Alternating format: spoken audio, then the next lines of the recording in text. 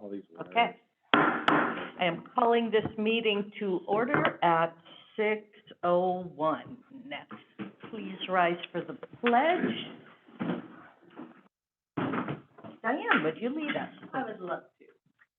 I pledge allegiance to the flag of the United States of America and to the republic for which it stands, one nation under God, indivisible, with liberty and justice for all.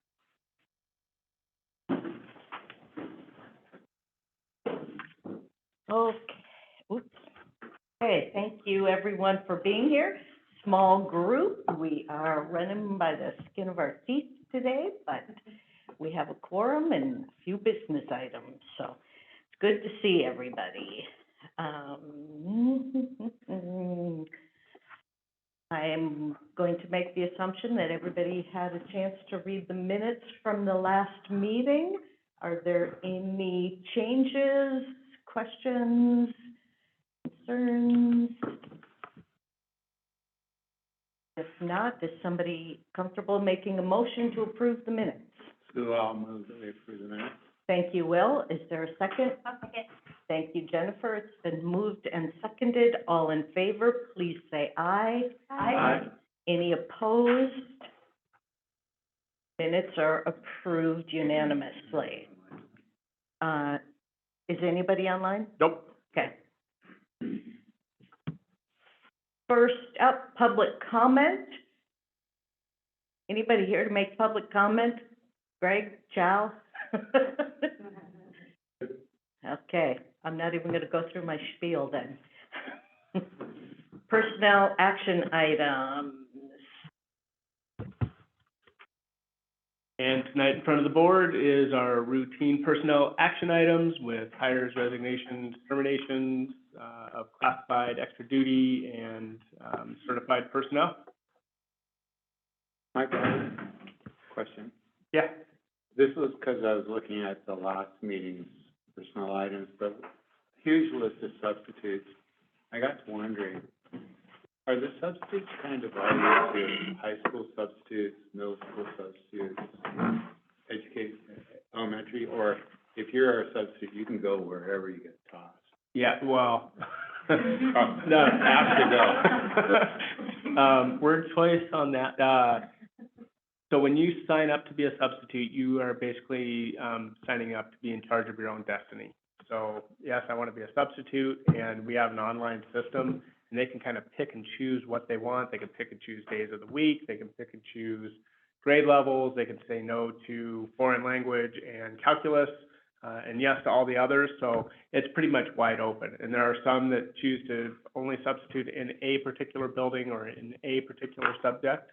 So sometimes you see the great big long list, 200 people listed, but maybe only 50 of them are viable substitutes on any given day across the district.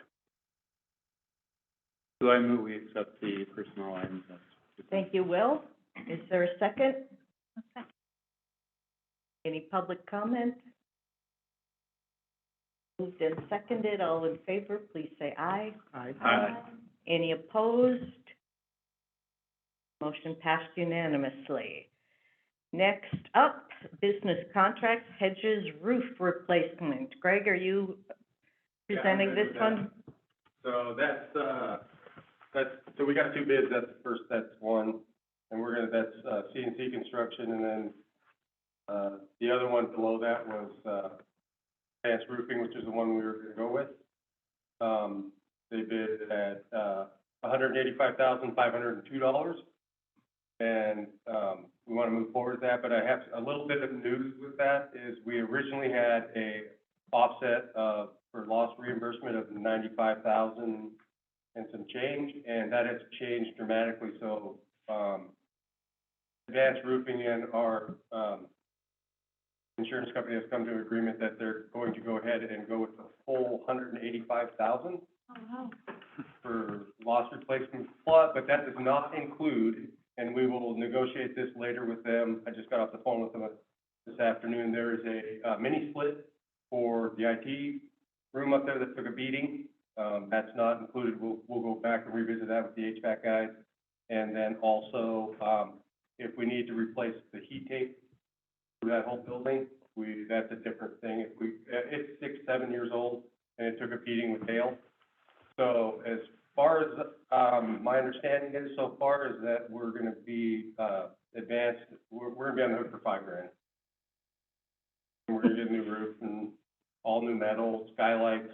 I don't know what we're looking at for a mini split yet, but the guy was more than willing to talk to me about it and say, yeah, you just come and talk to us and we'll take care of it. Yeah. So I'm kind of, if we can move forward, that would be great. What do you think? And just so you know, they do have a crew ready to go. We do have the shingles, they're available, material is here. I know weather's gonna be an issue, but, hopefully if we get a break of about 4 days, 5 days, we'll get in there and do it. I do have a contractor giving us a bid on the soffit and the stuff like that. I haven't got that yet, because they don't know a number. So Greg, was all this just hail damage, or was it previously old and so susceptible? All hail damage, in my opinion. I mean, we didn't have any, roof leaks in that shingle roof that I knew. I mean, we had some in the TPO, the new stuff, you know, back before I got here, plus we had to do some repairs on there. I think that roof was 5 or 6 years old. I don't know when the, roof was, I can't remember off the top of my head when it was replaced, but, those shingle roofs, the shingles were okay. I mean, they're old, obviously, but they were holding up. They got beat up, the skylights got hammered. There's 6 skylights out there. Those are custom skylights. You can't just go buy those. You have to have them made. So.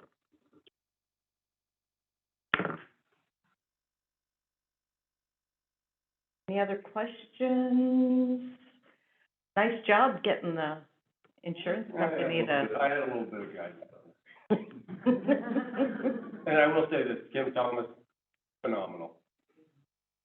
Anyway, she did she was very responsive.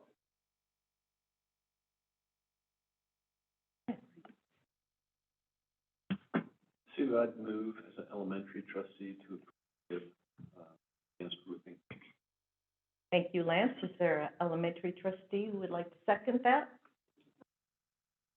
Thank you, Lance and Jennifer. Any further questions, clarifications? Elementary trustees in favor, please say aye. Aye. Any opposed? Motion passed unanimously. Next up is the consent agenda. Elementary side, this is the tuition, pretty routine. Any comments on it? You nailed it. Did you say before that, most of the kids not attending 5 are going to, like, Crossroads, like Evergreen? I think in that particular list, that was primarily the makeup of that list. I think when you look at this one, it's Evergreen, Fairmoney, and, Yeah, it's quite a few all, Evergreen on there. yeah, it's all over the place.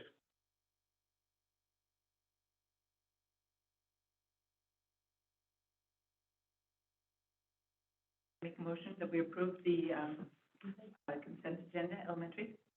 Thank you, Diane. Is there a second from an elementary trustee? Thank you, Jennifer. It's been moved and seconded. Any further questions, comments? Elementary trustees in favor, please say aye. Aye. Any opposed? Motion, consent agenda passed unanimously. District-wide, few other things on here. They are all routine things.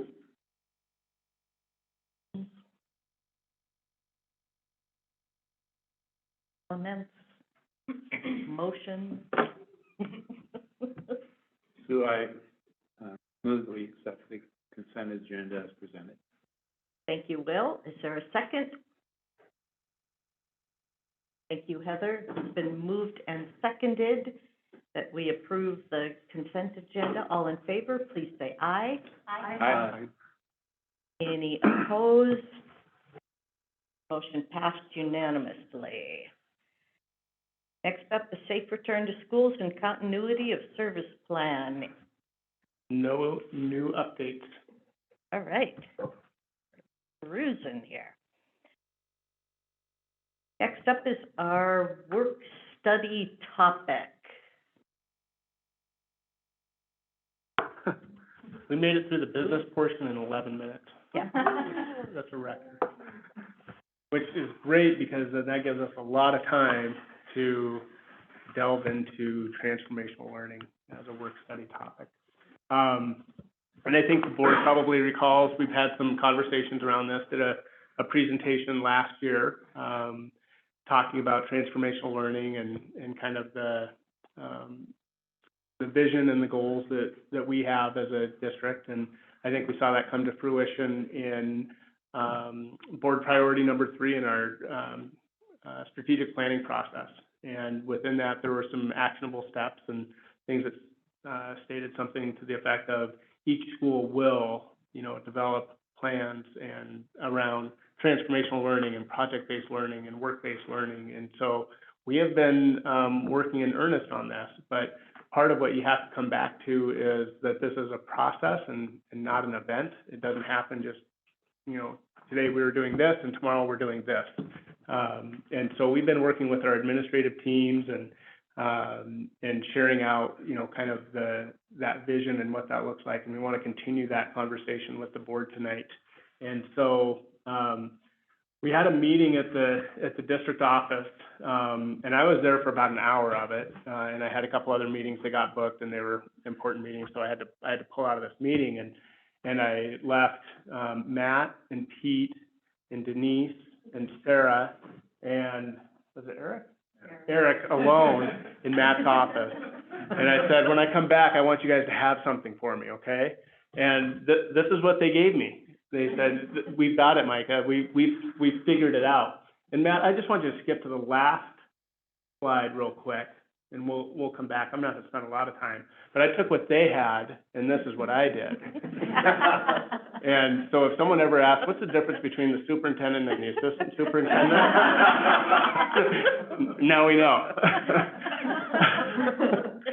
So we're going to go back to that slide. And the first thing that I'll say is what a wonderful and rich and robust conversation with that central office team. And, I commented later kind of to myself, but I said it out loud that, I don't know of another district where the business manager sits in a meeting for 2.5 hours and talks transformational learning with the superintendents, or your IT directors. And when you talk about this concept and the impacts that it can have on education as a whole, and it's important for me because I see someone like Denise who's, managing the budget, and when she has an understanding of what's going on and is contributing to that overall discussion, in the future when things come forward and maybe there's some financial decisions that have to be made or different things, she's looking at it through a different lens.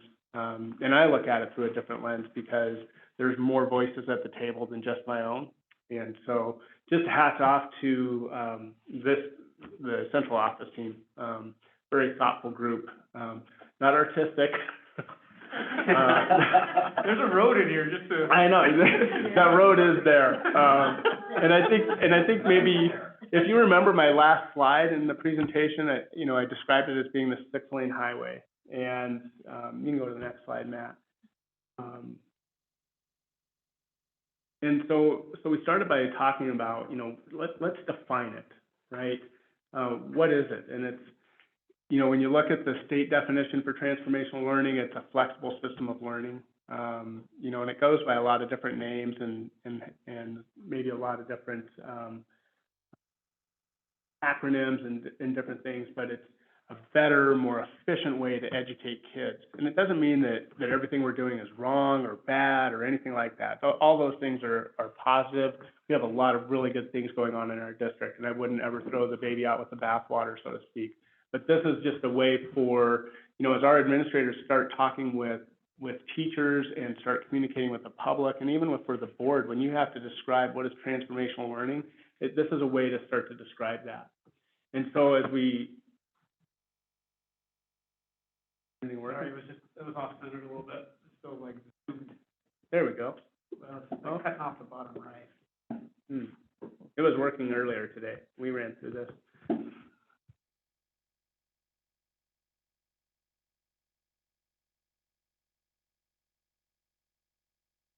There you go. Now present. Bearing with me, folks?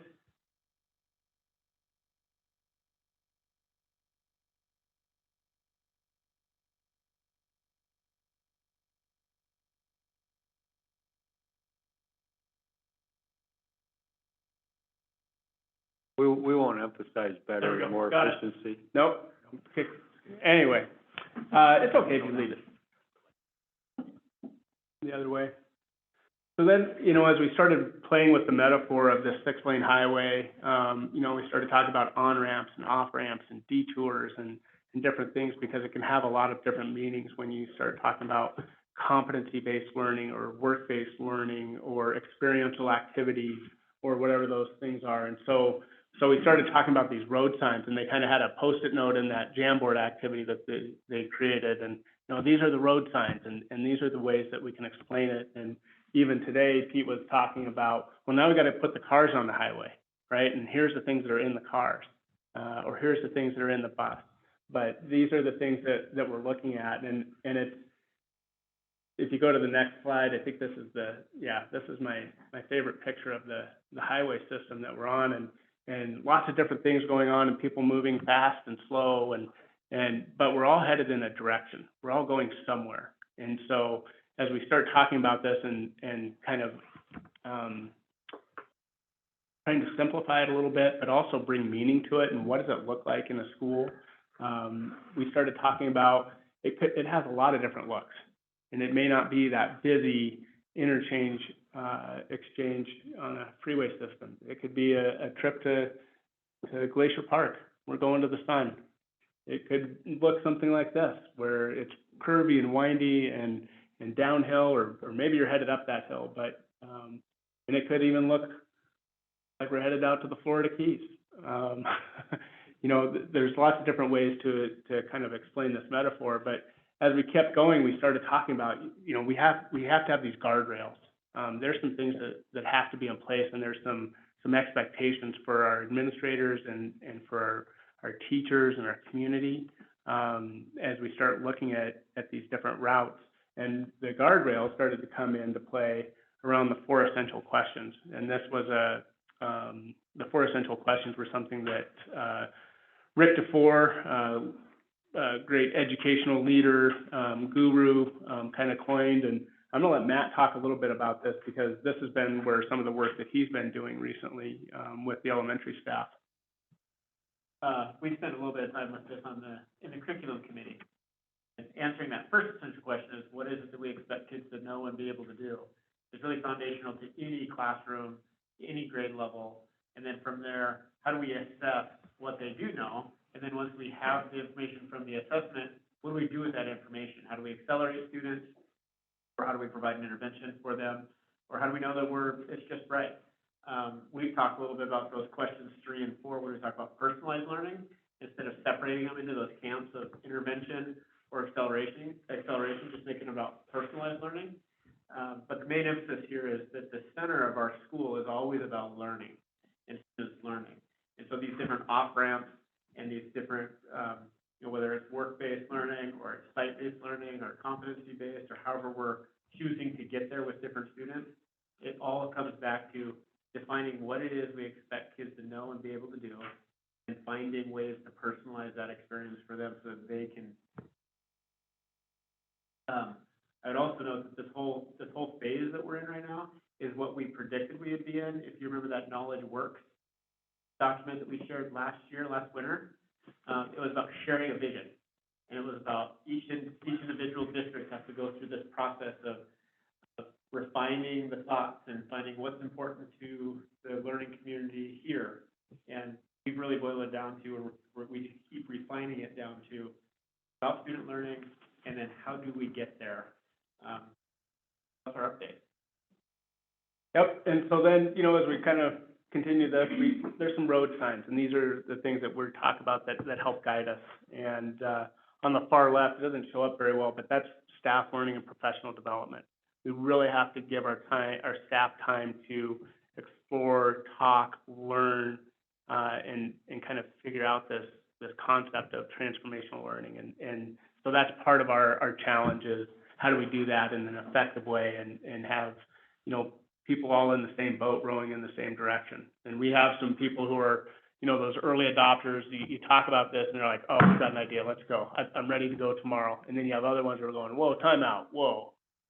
Remember, we need to have 90 hours in this seat in my classroom if we're gonna learn anything at all. So you have both ends of that spectrum. And so that's a really big challenge. And, you know, they noted the change process on their slide, and that's really what that's talking about. For some people, this is moving a lot of cheese.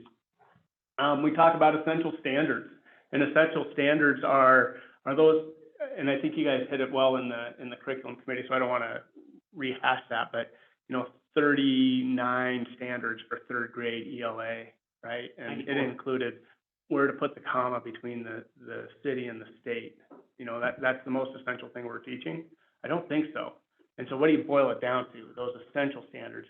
How do you get a group of fourth grade teachers in this district to sit down and decide what is the most essential thing for our students to know and understand and learn and be able to do? That's a lot of work. We talk about high impact instructional strategies. We've been working on that for years. I could go back into notebooks and things that, you know, we've talked about that. They're part of our evaluation process. Our staff, a lot of them have been trained in those strategies, and so we're going to continue to do those kind of things.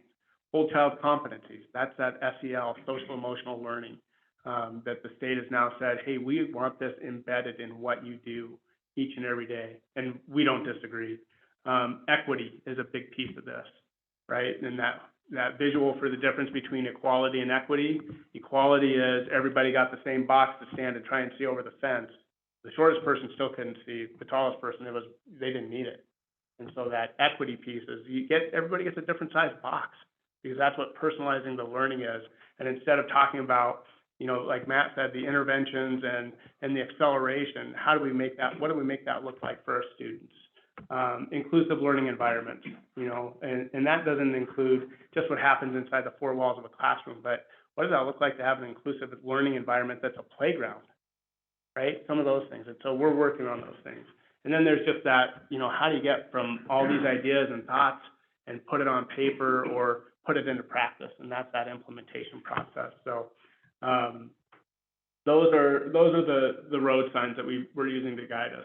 But then we talked about these exit ramps, and the exit ramps are the things that start to provide for student choice and student voice. And then this, the orange arrows represent the exit ramps, but you see right there in the center of it, challenging and diverse learning environments. That was the umbrella from which this started and came from our strategic plan.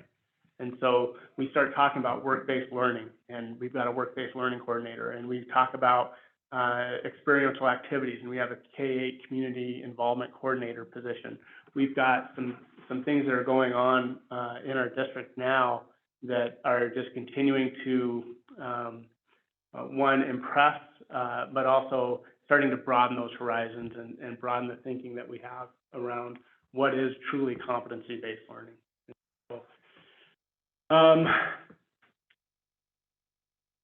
You know, and really it's a change in how we approach education. And so just on this, you know, tried to put some things just into bullets. But, you know, a big part of this is drawing on teachers' passions and strengths and skill sets. Where we really want this to happen is at the classroom level.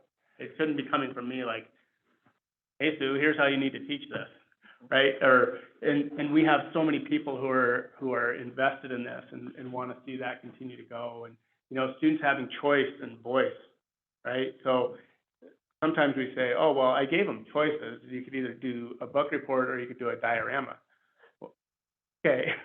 That wasn't exactly what we were referring to. And so, you know, just lots of great examples and just being able to experience learning in different ways. And so, really excited about that. And so then, all of these things all boiled together, became one slide.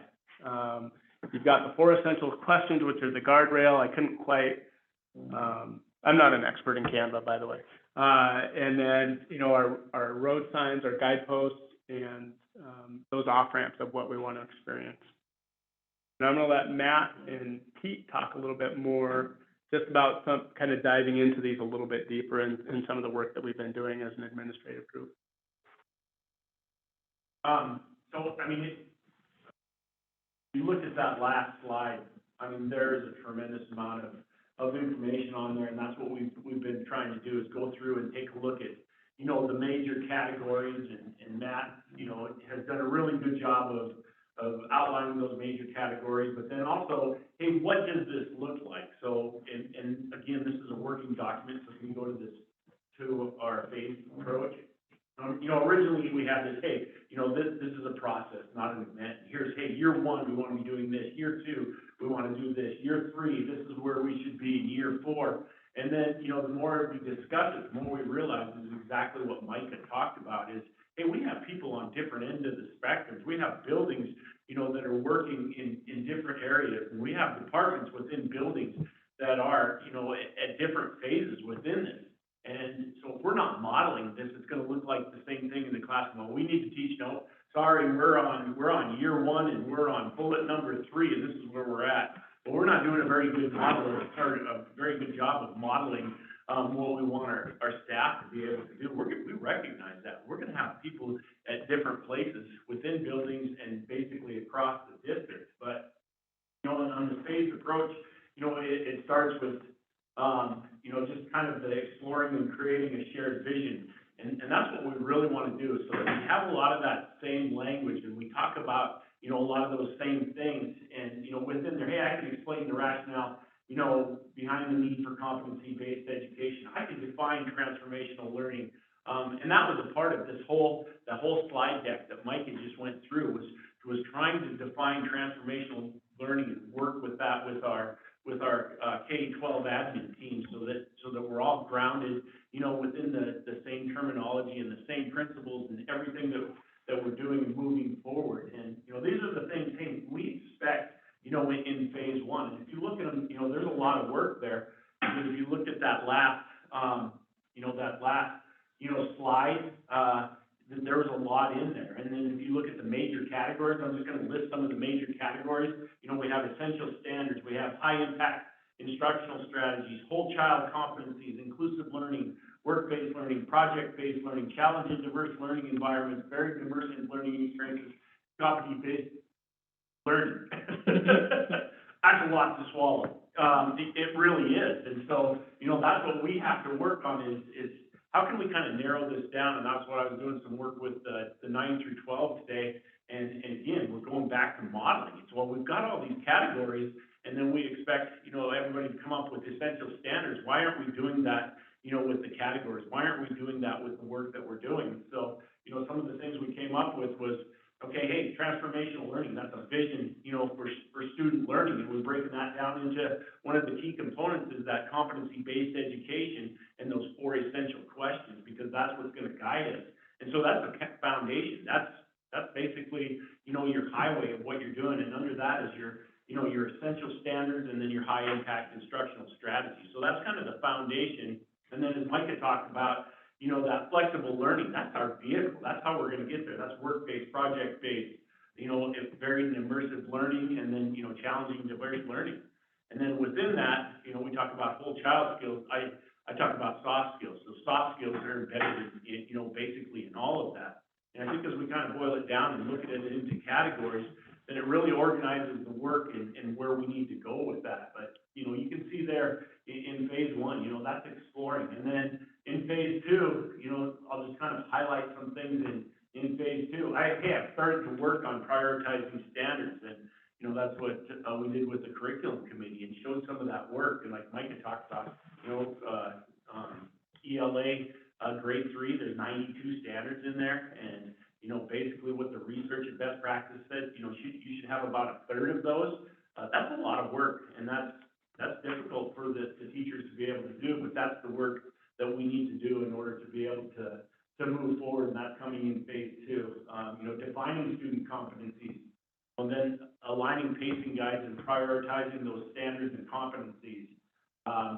Working towards, work towards in my grade level or subject area that supports the implementation of competency-based learning and personalized learning. So that's looking at phase two, and then, when we're looking at phase three, we're looking at, a site-specific process to guide and organize the shift towards competency-based and personalized learning. So, hey, is that in year 3 or is that in year 2? Well, and once again, we're gonna be in different places at different times. But like I said, some people are ready to go. We're gonna make some changes. It's that low-hanging fruit, and why wouldn't we? Why wouldn't we provide that opportunity now for our students, yet while we're all building and working, towards the personalized learning system, across our entire district. And, I think we have a pretty good roadmap of where we're at and where we want to go. It's going to take a lot of time and a lot of energy, basically to get there. But, I'm pretty confident that we have a good plan, although it's going to be fluid. It's going to move. Hey, we need to slow up a little bit. We need to spend some more time with professional development, not only with our teachers, but also the administration. We don't know all this. We are definitely not experts in that area. And one thing that, Michael was talking about today, and Matt, it's like, hey, when you go to the OPI website, and there's nothing in there on transformational learning. This is all new to us. We're digging and, looking at things and how does this fit and how do we want it to work. So it's a lot of work on our part, but as you can tell, we're passionate about it. And that, we're going in the right direction, and the board has given us that outline with the strategic plan, and we've got our marching orders, and that's Last K-12 admin meeting, Sarah Cole did a really nice job of presenting an article about transformational leaders and instructional leaders and the difference between them. And it's interesting, this grant is called the Transformational Learning Grant. All of the work we're doing around is about high impact instructional work. Pathways for personalizing learning. Really good article from ASTD, and we had a good discussion about it. And our overarching goal with that team was to review these sets of phases, and then take a look at our current reality. One, to celebrate what's going really well in our district. We have an amazing district, some great things going on every day, and then be really intentional about using the language of making it even better. How can we make Microphone. being intentional about the language, how can we make the school even better? And I think that helps that transition process when people think we're not reinventing, we're just making the next progression. And then following that same logic into these phases. These phases are first just wrapping your mind around all that's potentially possible. And then for our admin team specifically, we're looking at phase 2, and it's trying to stay one step ahead. So if we're going to lead staff through this curriculum process, how much do we need to know about the process to be able to be helpful and lead staff through it? None of us need to be the instructional experts on the K-2 math standards. We need to know the process for refining those. So what we want to do guys to do tonight is take a look at this, and our ask for you would be considering this list, considering everything we've talked through and what we presented to our admin team. What ways could Board of Trustees consider, and how could you support our administrators and our staff with working through these phases? And I know it's sometimes awkward in these big meetings. We joked about maybe not getting a circle in the middle. That might not go well. But maybe turn and talk. We could review these. I could zoom in on them and kind of go through them. But we were hoping for a little bit of dialogue back and forth, and then maybe just sharing out as a group of, after you've read them, in practicality, what is our current reality, and then how do you see this playing out, and then what do you see the board's role, and how the board can be a support to our staff and community in working through the phases of what we've outlined. Matt, I know at MTSBA, we have a concern that we're hearing some rumblings from legislators that we're not moving fast enough with transformational learning. And I feel like that is a good role for trustees, is to be talking to legislators and say, this is something that's gonna take some time. I mean, you've got, 4 phases here, and who knows, how quickly or slowly we can move through those. We wanna do it right.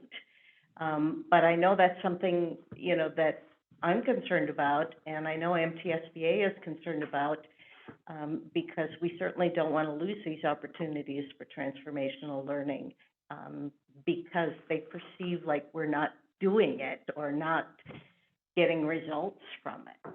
So, is that a concern at your level, or? Yeah, we've talked about lots of different aspects of that. I think, where I'll start is, we've had this discussion about when we have this opportunity to engage with our legislators here in the next couple months, asking them or trying to get to the heart of where that frustration is coming from. So when people say that they're dissatisfied with schools, or dissatisfied with the pace of change, what specifically are they dissatisfied with? And then, in a really practical response is, we applied for this grant, we get the grant dollars potentially next year. We started working on it last year. So I would say just the excitement of knowing that there's a potential to have some green energy to support our staff in this transition has inspired a lot of work in our district. And so we're already moving and shaking and making as many things happen, and not one transformational dollar has hit Kalispell Public Schools. So I'd also put that out there. The last thing I would say is, and Denise was part of another 2-hour meeting with me today. She's so gracious with her time. So we're looking at, different ways we can use existing legislative language or existing statute to support our transformational learning goals. One of them is, how are we gonna embed these experiences across the community and be more engaged in the community? You have to pay for it. You have to get kids from point A to point B. Then you have to actually connect the learning objective to the activity that you're doing. There's an instructional component, but there's also just a practical, scheduling, making a connection, getting the bus figured out, like the logistics of all of that takes place, and then, the funding mechanism, and nobody's done this before. There's the language in the statute that allows you to do it, but nobody's actually marched through those paces. So we're pioneering a lot of that path, and we're happy to do it, but those things do, if you don't have a script to follow, and you're writing it and then doing it, it does take a little bit more time. Back to the heart of it is, we're really excited about it. We believe in public education. We believe in making this even better for our kids. And some people are frustrated. We want to know why they're frustrated, because we want to serve the needs of the community better, so we don't want there to be a disconnect. Also, so, we have to, we said we're already doing some things. Hey, that low hanging fruit, a lot of this work was, the planning was this year, just like Matt talked about, moving through, but we've seen opportunities, and I think we need to highlight that. We need to get the message out. It's just like, hey, Mike Kelly, work-based, learning coordinator. I said, hey, Mike, give me some updated, numbers. We have 50 committed employers to act as internship sites. Right now we have 32 students interning, this fall. He's met with a host of businesses to provide that excitement, everything from, the city of Kalispell, McGarvey Lodge, Glacier Jet Center, Bishop's RV, physical therapy place, Northwest Plumbing, B Broadcasting, Northwest Ag, and 32 students out there. He has 21 submitted applications, requested for, basically the spring. He said, there's just basically more to come. And I think that we really need to highlight and showcase some of that and find ways, every opportunity we can, to get that out there. I think that we're doing a pretty good job, within the business. At the chamber, we're talking about the chamber. Mike is bringing in, Chow and Mike to talk with them, to give updates. Hey, here's where we're going, to talk at Rotary, to make sure, we provide that motivation, enthusiasm within our community. We need to start there. Hey, here's some of the things that we're doing. Here's where we're going. And then being able to take that out to, to the state. And I think that that's really important. I know I'm a long way about this, but I just have one more comment. I also think dispelling some of the myths about what people think is going on in our schools versus what's actually going on in our schools. And when I hear people are frustrated,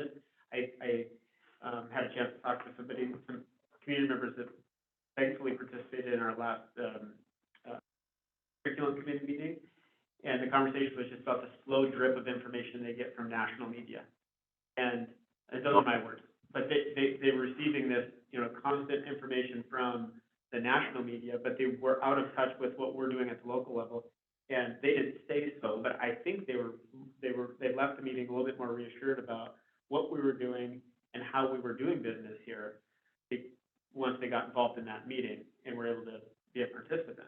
But that's part of it too, is like, before we talk about all the things we're going to do, just clarifying what we are actually doing, because what we're actually doing is really good.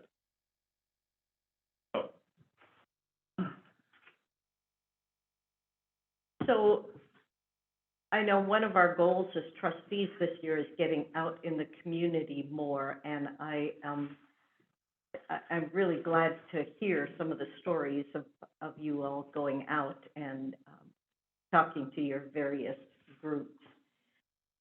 Is there something that would be helpful for you all when you go to talk to these groups about transformational learning? I mean,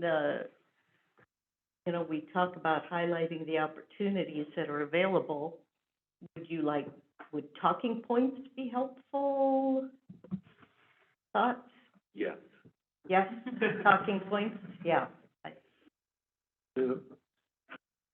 There's a certain component of this, there's so many buzzwords that, if you don't have an educational background, before long, it's just sort of going right over your head. And of course, the words relate to real things.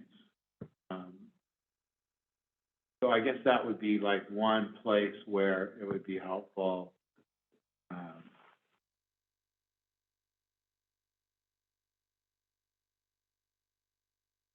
To kind of ground, yeah, for those of us that aren't from an educational background.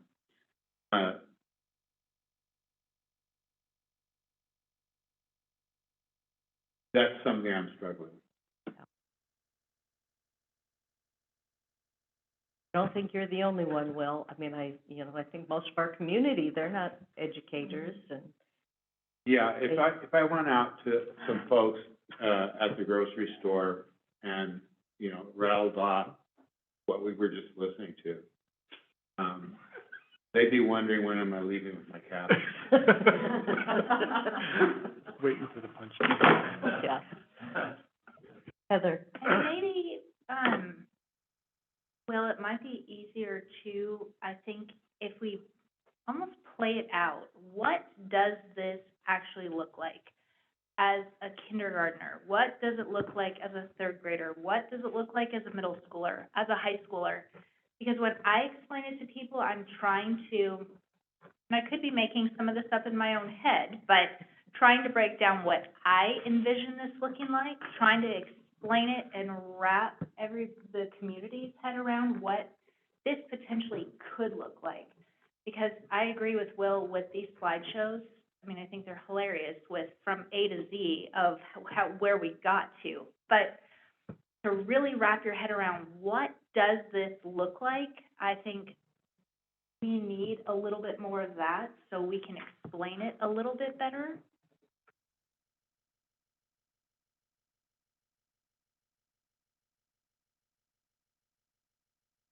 What's easiest right now for me is the concrete examples. See exactly what you're talking about. Being able to go to the chamber, yes, you have a list of examples of internships, what's happening right now. That's easy. It's not so easy, though, to talk about things that are more nebulous, that if these are great examples, it's not in practice yet. Okay, so what's happening? Now, that'd be awesome to get. Can I step up? I don't know where I'm. Sure. Yeah. Please, we'd love to hear. So my name is Chow Young, and I just got hired on as the new community involvement director. So essentially, I am responsible for our K-8 demographic. And so when you're asking about a pitch, this is something that I am doing for our business partners all the time, because they want to, we know the philosophy that we want to implement, but on a practical level, what does that look like when we are implementing this with our classrooms, with the kindergartners? So some of these examples include having our community partners more involved in our classrooms, whether that be integrating our senior citizens to be reading buddies with our kindergartners, or whether right now we're working with the hospitals to have some of our primaries work on creating cards so that those can be included in the admittance. Those packets are given to kids who are admitted at Montana Children's or Logan's Health, so that each kid that comes into or is admitted into the hospital gets this handmade card from one of their peers as they are transitioning into the hospital.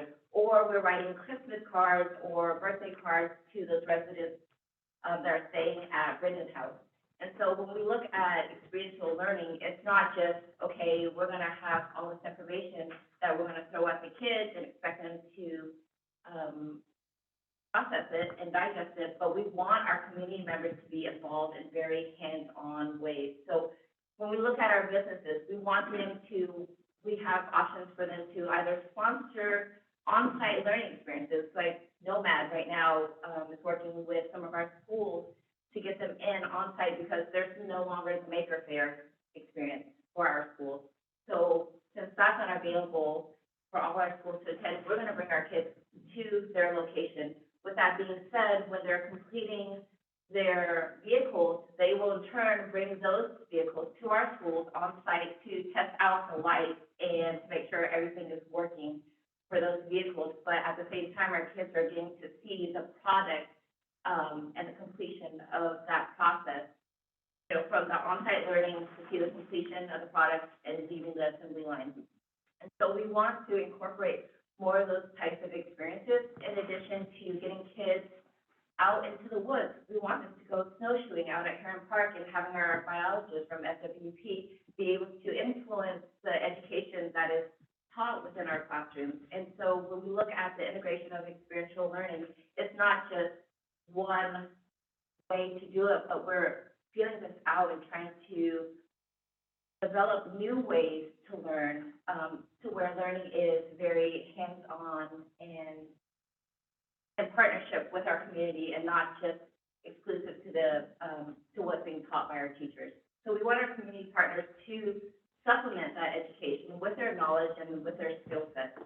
So as you're looking at talking to our community, we want you to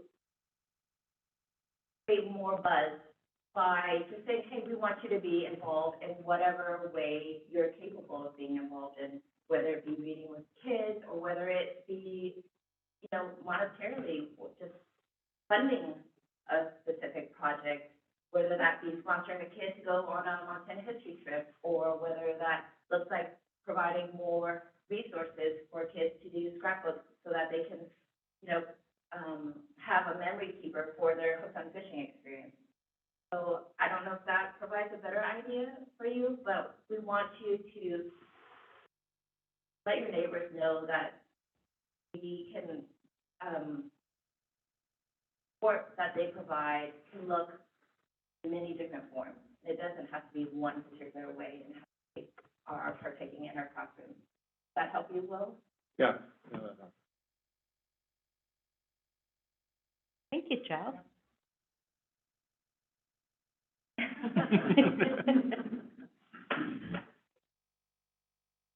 Other comments from trustees?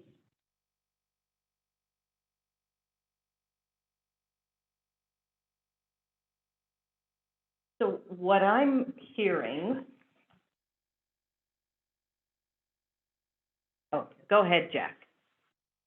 So what are the other AA districts doing, or other districts in the valley doing, since the some legislators are concerned that it's not moving quick enough? How many districts or what level of activity are they at, for curiosity's sake? Varying levels. You know, and one of the things that when we first started looking at it, you could go to, when you get the transformational learning grant, you have to submit a report to OPI at the end of every year and say, here's what we've done, and here's how we've done it. Some are very comprehensive. Lori Barron at Evergreen submits quite a document talking about how they're using the funds and the things that they're doing in their district. Other districts, they've submitted like a single piece of paper and said, well, now we give kids credit for, X. Like, I mean, and it varies. And no, when we did the grant, we identified every single, it was based on your FTE. We identified every single FTE in our district, as to be eligible for the maximum funding. Some districts only identified 2 or 3 people, and so they got very little funding.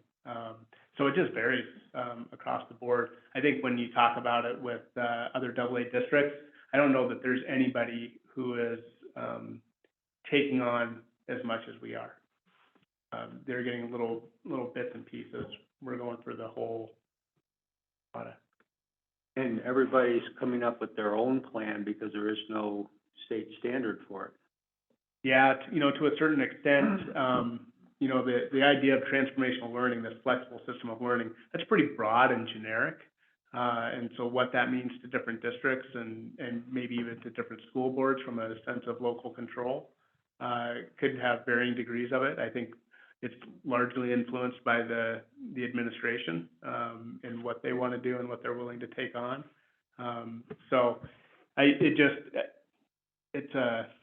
It's kind of a mixed bag, but when it comes to, the Office of Public Instruction, you go online,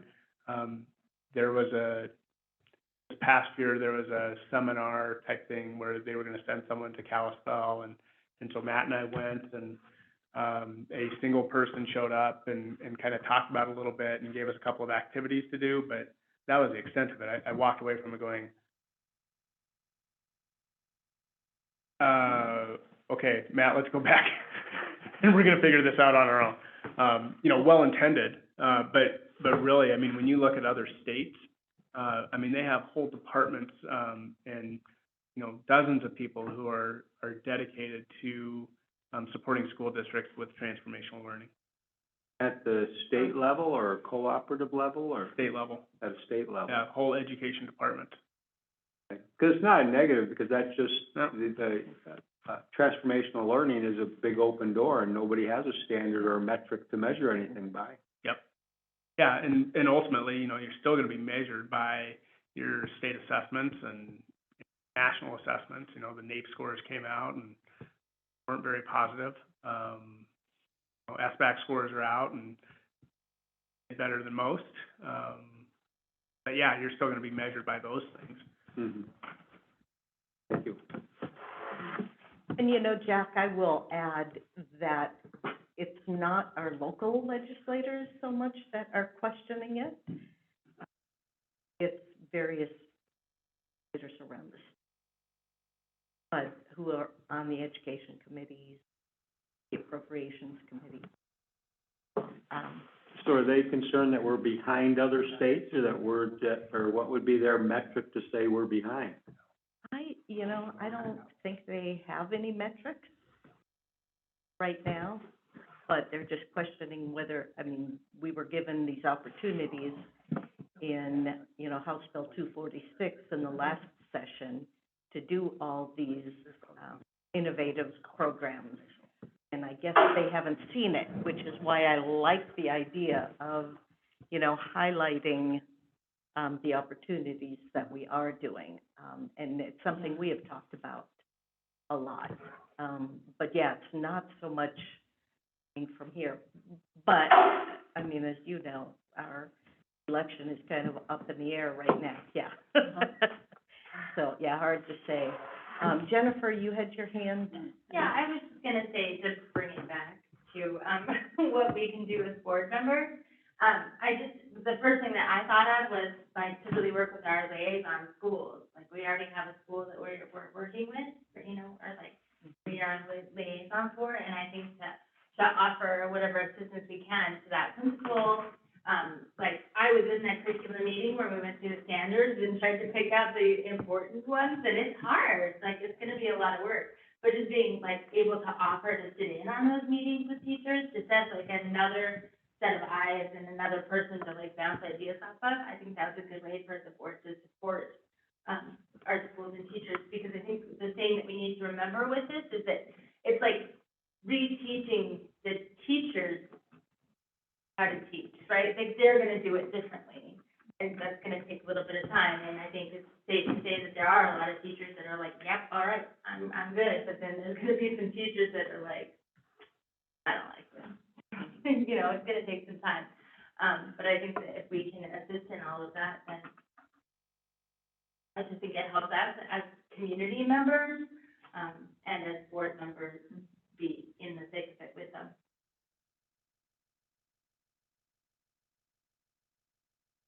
What would three of you like to see, from us? I'm gonna bring it back to the question to the trustees. What do you think you could do in your role as a trustee to help support the work that we're trying to do? What are the things that maybe are already in place, and maybe some things that could be coming down the road?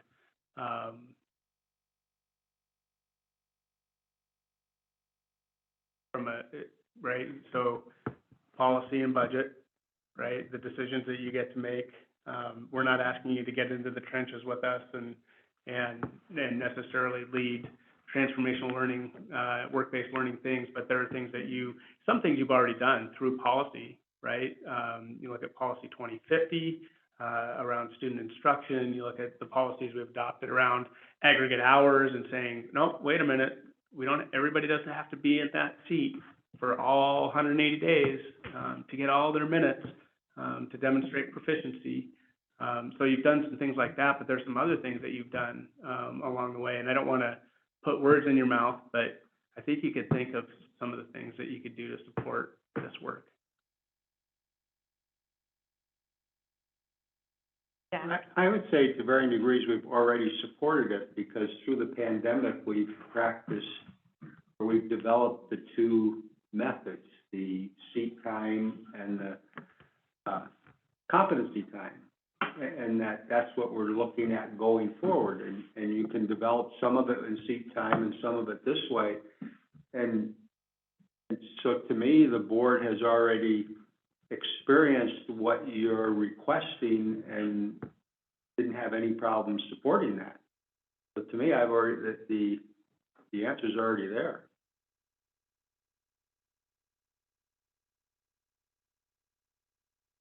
Well, we continued with the Wednesdays, the early Wednesdays for this year. Correct? Okay. And that was for professional development as well, all the way through. And was that to help support all this? Yeah, I didn't want to lead you down that road, but, Okay, but like when you think about like a teacher's year, right? They have 187 days. 7 of them are carved out for parent-teacher conferences, open house, graduation. They just have some things that they have to satisfy contractually, right? The other 180 days, they are spent in the classroom teaching. Mm-hmm. When do they find the time to do this kind of work that we're talking about, to identify priority standards, to, and we're talking 92 just in third grade ELA, and you bring all the third grade teachers together and you say, all right, let's boil this down. How long is this going to take us? Time is a huge factor in that. And so, I mean, it's just, it was kind of a byproduct of the pandemic that, initially how we had it, but now we see it as this vehicle and this avenue for us to be able to really get in and do this work and continue to do that. So I appreciate that was, and that would be something that going forward, we would say to our trustees, help us continue to do this work. Need that time.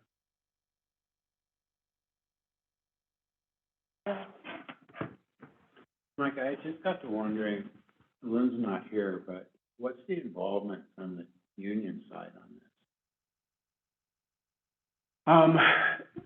One, they're supportive of it, and there's two sides to this. One is obviously student outcomes, which is great. The other side of this is teacher efficacy and enjoyment of the job that they think that they got an education to do, right? And so some of the things I say, like when I got into teaching, it wasn't because I was really interested in ACT scores and SBAC scores and standardized testing and these layers of accountability and bureaucracy and policy and all of those things. I got into teaching because I wanted kids to learn, right? And so as we go through this and we say, oh, your SBAC scores, they're low, you know, you gotta do something different. But we haven't changed anything about the model and the way that we say, hey, here's a different way that you can do that, and it's okay. And I bet your students will learn. In fact, I think your students will achieve better as a result of that. So the union side of this is, we're on board. There's gonna be some things that we're gonna have to figure out, when it comes to contractual language around what is a workday. Because what if a teacher came to us with an idea and said, hey, I'd really love to offer a summer course, this experiential learning course in the summer.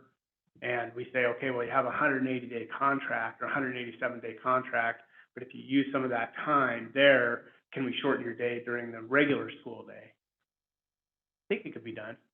We're just gonna have to work through some of those things with the union and how we define that. And, you know, obviously there isn't a whole bunch more money coming in and different ways to pay for teachers to do that during the summertime and those kind of things. But, I think there's great opportunity in front of us. One of the things that I've suggested to our administrative team is that as these ideas start coming in and we start recognizing some of the challenges and nuances around contractual language, is maybe we should be bringing the KEA leadership in and let's workshop that. Let's talk about what those solutions could look like there at the table before we start moving anything forward, so that we have just a good understanding of what we're talking about and what we want to do. Sorry for the long-winded response. I just get excited about it.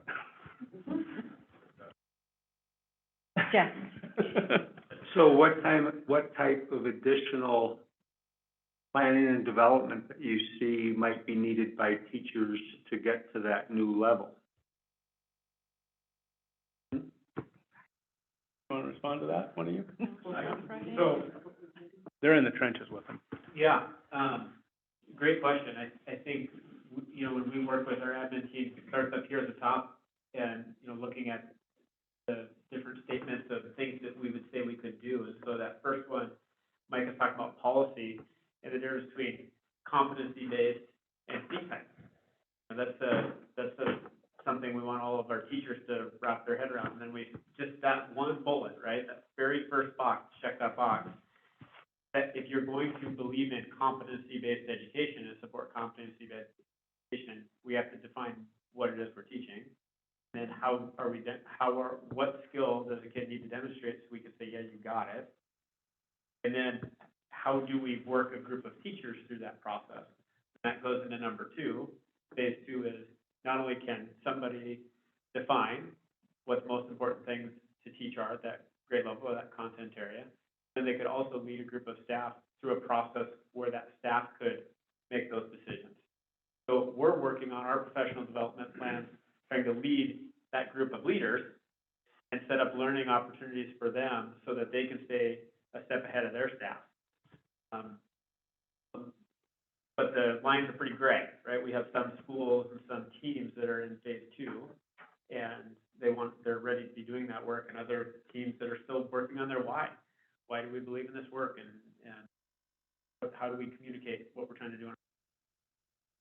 Also chime in a little bit, just because talking with the high school admin, you know, team today, and one thing, you know, I heard loud and clear was the time piece, and so they value that, you know, those early releases, and they've been using it, and it's meaningful, you know, work, and so they say, hey, that, you know, something that's going to be pulled off the table. And I said, I don't think so. I said, because I think that you recognize that you guys need the time to be able to work through that, you know, basically with your staff.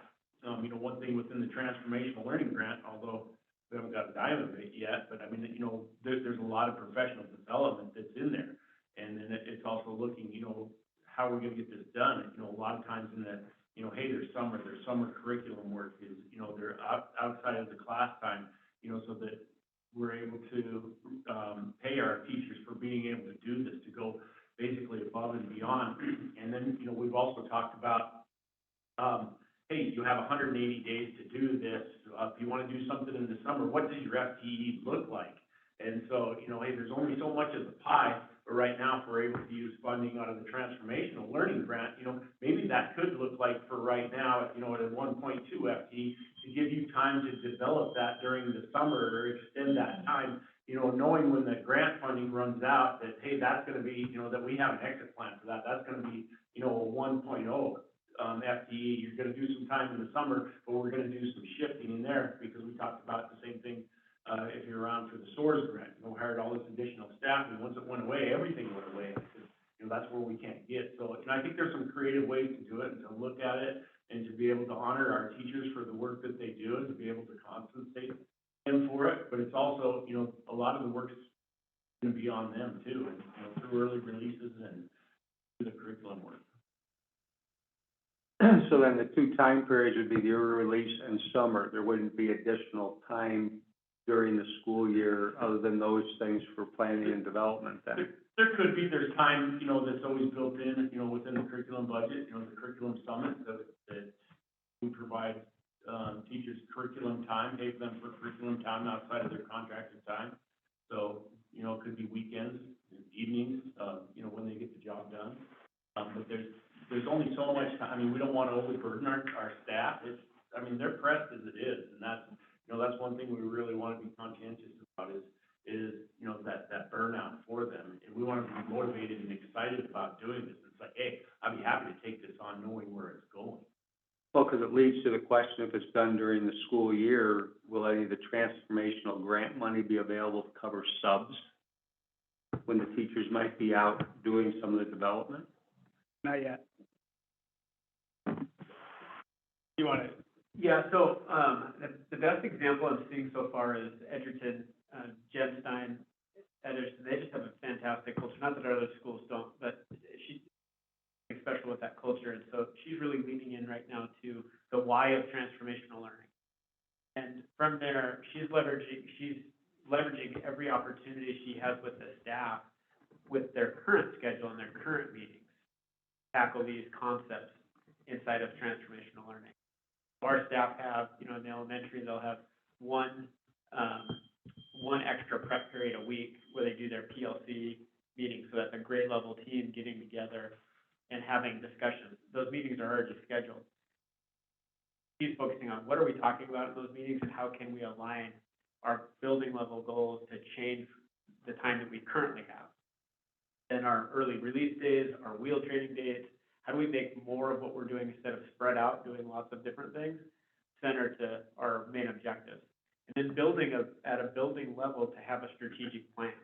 I think that's something that's new to a lot of our principals, but it's really embraced, but it just brings a lot of concise goal setting and opportunity to rally around, and then all of the professional development that happens, right? If we have opportunities to send a group of teachers to explore something and bring it back, if it's focused around this common goal that comes from, the board strategic plan to the building level plan, and then is shared out, there's just a lot of efficiency there, just been coordinating the idea.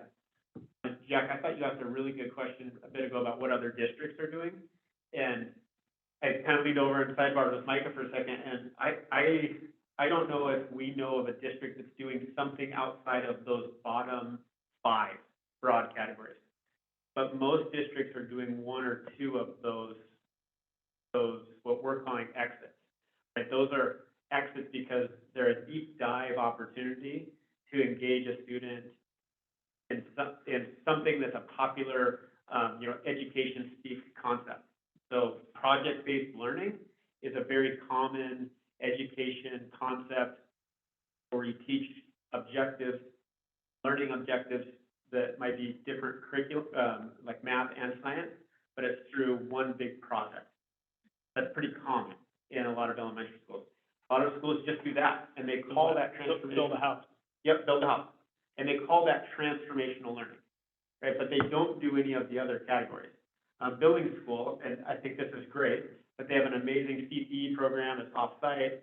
It's like partially funded with a grant and partially funded by the county or maybe, I can't remember, some public entities. Yep. And it's just a really rich, collaborative machinery and CPE experience. But that really falls under this work-based, that first column. So that they're doing a lot of really good work. When Greg Upham was the assistant superintendent in Helena, they were over here at this competency-based learning. They did some really good work in Helena around writing and getting students at competency and grade level for writing skills their junior year. And there's a lot of emphasis.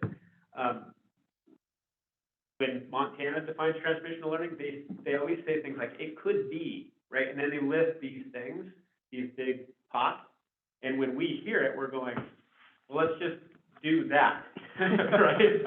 And what we're saying to our staff is, we want you to,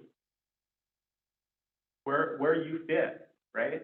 Where you want to take the off-ramp and where you want to take a deep dive into these categories. What Chow just shared, this varied and immersive learning experiences, she's been on the job for almost like a month, and she's got, how many contacts were we talking about today of things lined up, potential, like 86 different places, community engagement opportunities for our kids. That's a plate we can start spinning, and we have somebody like Chow that can continuously make those connections, engage with that group of staff, that can make a connection so community members are more involved in our students' lives, and our students are more involved in the lives of our community members. I just love that back and forth of, we want our kids more involved in the community, we want our community more involved with our kids. But that's just one of these pieces, big piece. I love it, but it's just one of the.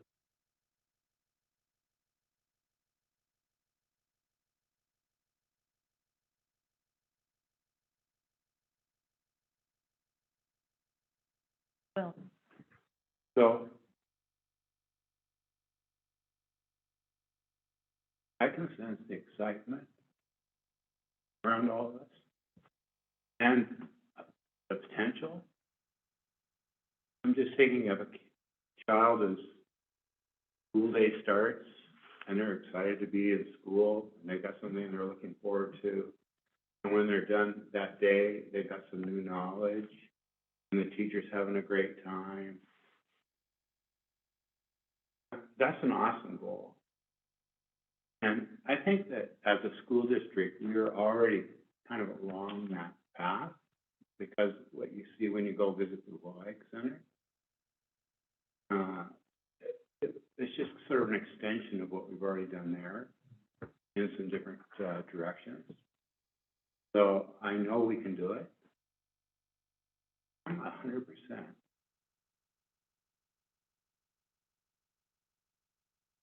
We use the book as an example of that. It's so great. So great. The actual structure of the learning environment lends itself to is participating and engaging in many different ways, just because of the structure of the site. It goes back to things that we're working on, and say, hey, we do great things in this district. Ag Center is a perfect example, but Brian Bay's out there, hey, how can I get better? How can I make this better for students and looking for other opportunities? You know, in my discussion with him, hey, we teach animal science. We give a kid a science credit for that through this process? And I said, I believe so. You know, that's setting up the competencies, and that's the same thing we're doing, you know, with the student build house. Hey, can we give them a math credit for this? You know, it might not be a geometry or an algebra 1 credit, but it might be a construction math credit, and that's exactly what we want to do. And those are some of the examples, you know, we want to be able to share too. House is full of geometry. On a non-academic front, Tracy Ketchum, principal over at Peterson, she wants her students involved with the community as service learning projects.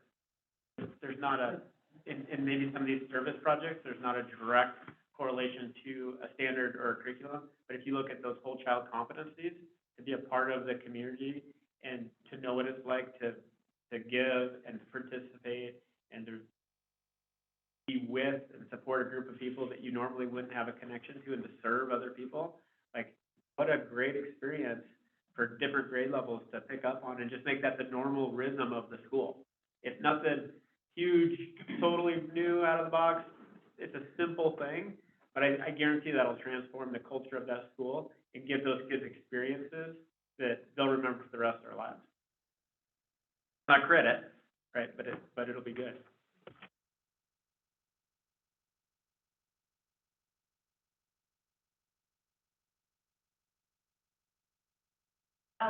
Right now, I'm working with the foreign language department at Glacier High School. We want to look at how we can get our older students involved in the learning process younger students. So, and development right now is looking at possibly a language immersion where our high school foreign language level 4 students are coming in to do language development with our primaries. And so these kids, they're working towards National Honor Society community credits or, community service credits. But they're also being able to work in their language proficiency by teaching the language to our younger students. And so it's multifaceted in that our younger students are benefiting from this tutelage, but at the same time, our older students are becoming more proficient because they have to learn how to articulate this new language to a pupil and to have them be able to understand it in a way that is to their level. So when we look at transformational learning, it's not just site-based experience, but also looking at ways of how we can integrate learning that encompasses a give and take model, how our students can take from our community, but also be able to give it back directly to our own students.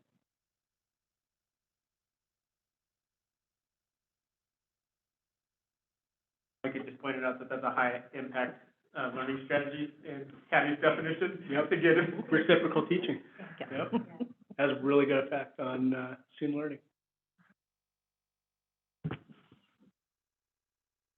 So I have a couple thoughts based on this discussion. I think we can do some very simple things to begin. The talking points, definition of some of the buzzwords, some stories about what's happening in different areas. But what I would like to consider is some type of an ambassador program. We are the ambassadors. And perhaps it can be a combination of PR strategy, if that's not your thing. I mean, look at the number of people here we have. Our network is huge with everybody in this room who've lived here their entire lives, recently moved here. I mean, we have a lot of opportunity to share these things, to maybe develop some of these varied opportunities, and to be models of personalized education. I mean, we're not all the person who's gonna stand up in front of the Rotary Club and give them, the pitch. But you may talk to, your book club who, there's a business owner in there who would love to come in and talk to a class or to do something. I think we have to start doing that outreach. I mean, that's the role of a trustee, is to be that bridge between the community and the school. I would challenge you all, and I'll say it maybe by next meeting, maybe by December's meeting, to come up with a personal plan on how you could reach out to the community, how you could be part of this. And I think there are perhaps some things that we could put together, the talking points, examples. I mean, I would love to see us have some videos of the stories that you talked about, Heather. It would be nice to see what is happening. And because those stories speak volumes. And I don't know, would that be helpful? Would we be getting in the way? Well, I think, a couple of things. One, we have been immersed, and when I say we, our central office team, we have been immersed in this, Mhm. For the last year and a half. Whereas you've been kind of on the periphery. Mhm. So, you know, we're a year and a half in, and we're still talking about defining and elevator speeches and, you know, sharing information with the community. And so I wouldn't want our trustees to feel like, oh my gosh, I gotta come up with a personal plan for how I'm gonna do this. This is only the second time we've really talked about it. But what I would offer and encourage is, if you have something, within the community, or you're going to, another board meeting or a book club, Matt loves book clubs and would love to. I love book clubs too. But we would, seriously, we would be glad to come and talk and help be part of that voice, and sometimes being paired up with another, either whether it's a high school administrator, or elementary administrator, or central office administrator, people who can come in and talk and share. I think that would be a great venue, a great way to just work on that outreach and just try and communicate, this is what we're trying to do and how we're trying to do it.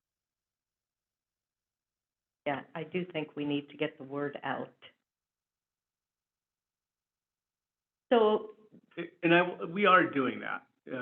You know, we're presenting to local, civic community organizations and things. Pete just presented at Rotary a couple weeks ago, 2 weeks ago. And so we're getting there. And Yeah. even with the chamber and the conversations that I'm having there, and with our businesses, and obviously Chow and, Mike Kelly, you know, the word's getting out there. People are getting excited. So I think we just continue to work on that network. so be thinking about how you can contribute.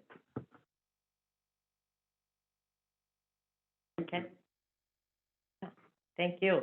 I mean, it's important stuff. It's changing, it's exciting, but there's a lot of misconceptions out there too that I think we can, help clear up, clarify those misconceptions. Anything else?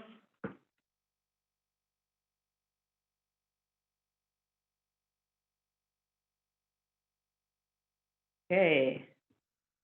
Thank you for providing all that. I did like those, drawings at the beginning, by the way.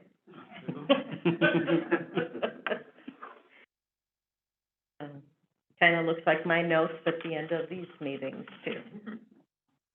Next up is public comment.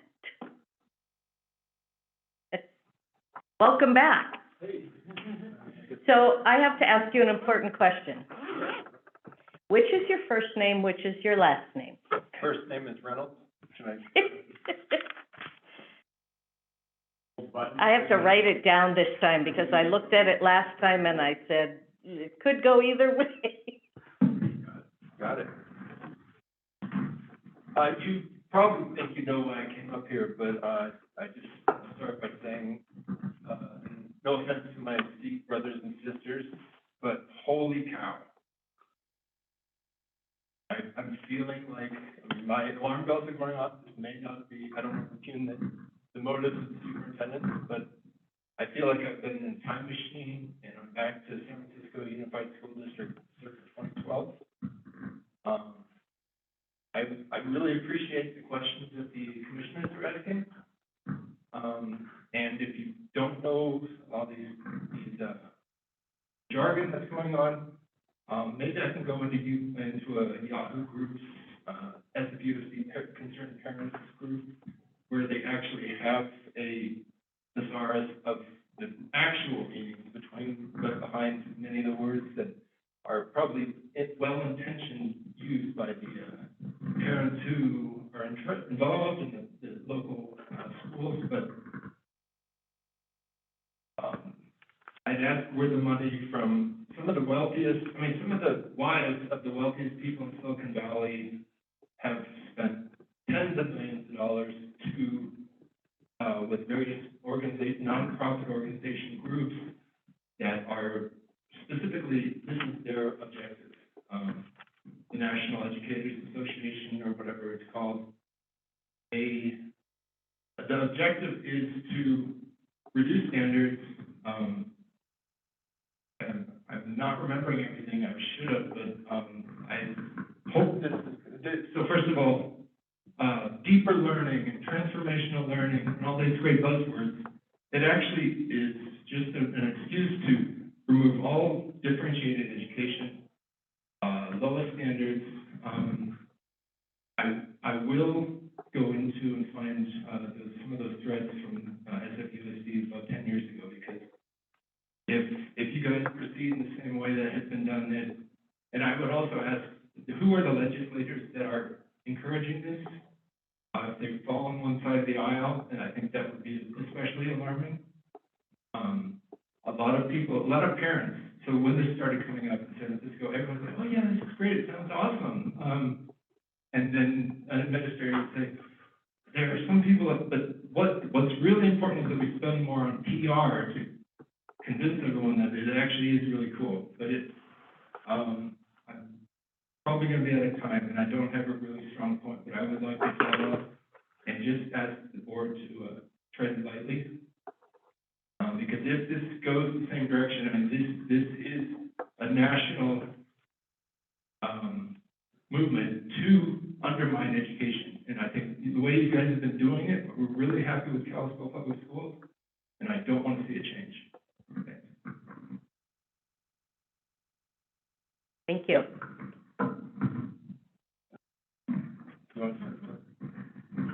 Turn it off and I'll take off, but I do have something I'd like to talk with you later about, Dr. Micah, but just say that.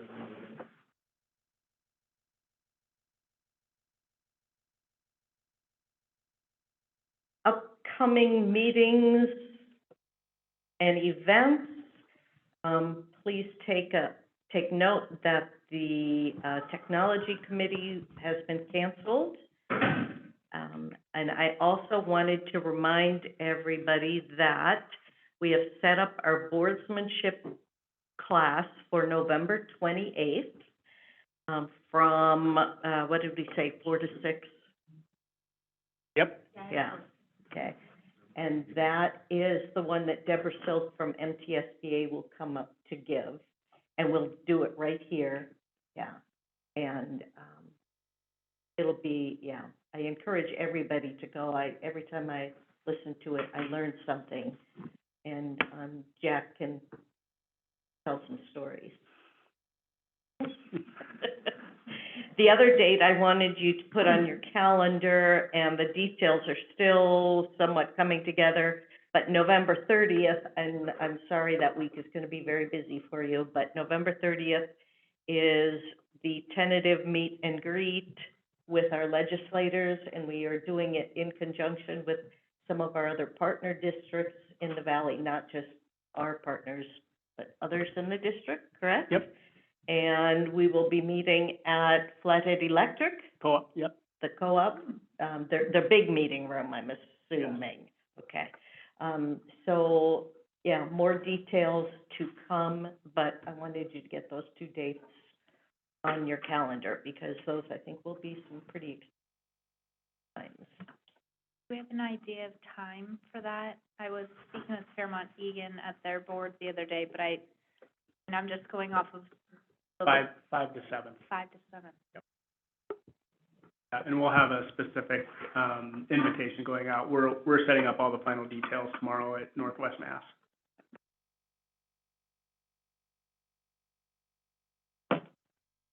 Okay, that's our agenda for tonight. Next meeting is November 8th, Election Day. I'm refereeing 2 hockey games that night, so I'll have to leave. Are you? I'll have to leave by 8 o'clock. I am just flying back from Argentina, so Diane will be running the meeting. Because I don't think I'll be too awake. Is there a motion to adjourn? So made. Thank you, Jack. It is Second. moved and seconded. All in favor, please say aye. Aye. Aye. Any opposed? We're adjourned.